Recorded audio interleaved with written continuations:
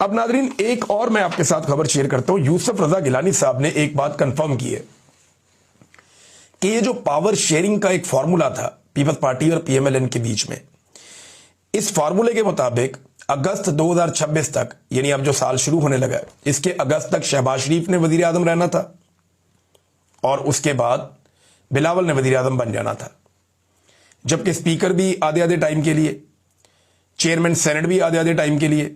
तो इस किस्म का कोई एक फॉर्मूला बनाया हुआ था, सदर की सीट के ऊपर यह नहीं था। तो अब सूरत काफी बदल गई है।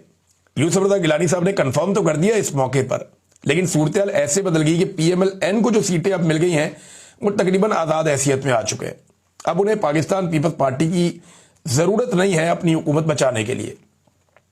यानी अब सिचुएशन ये हो जाएगी कि किसी वक्त अगर पीपल्स पार्टी भी पीएमएलएन की हुकूमत को गिराना चाहेगी तो नहीं गिरा पाएगी।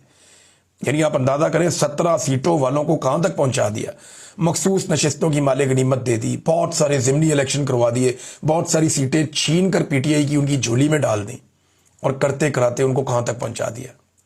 ये नादरीन पाकिस्तान की मिलिट्री एस्टेब्लिशमेंट ने पाकिस्तानियों के साथ ज्यादती की है और ये जुल्म जो है वो तारीख के अंदर लिखा जाएगा। ये वक्त तो गुजर जाएगा लेकिन ये चीजें लोगों को याद रहेंगी।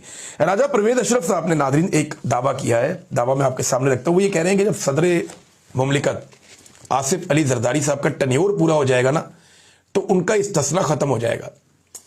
देखें, ये वाला इस्तिस्ना तो सदर को हमेशा से था, तो फिर आईनी तरमीम की जरूरत क्या थी? सुप्रीम कमांडर फोर्सेस के तो सदर पाकिस्तान है ना, आसिफ अली जरदारी। अब बेशक फॉर्म 47 है लेकिन सदर तो है ना इस वक्त। तो ये वाला इस्तिस्ना तो सदर को हमेशा से था कि जब तक वो सीट पे रहेगा तब तक उसे इस्तिस्ना इम्यूनिटी है, उसके ऊपर कोई केस बन नहीं सकता, कोई अदालत बुला नहीं सकती। ये जो ताहयात वाला मामला, इसके ऊपर तनकीद हो रही थी, लेकिन यहां पे राजा परवेज अशरफ साहब इससे मुकर गए।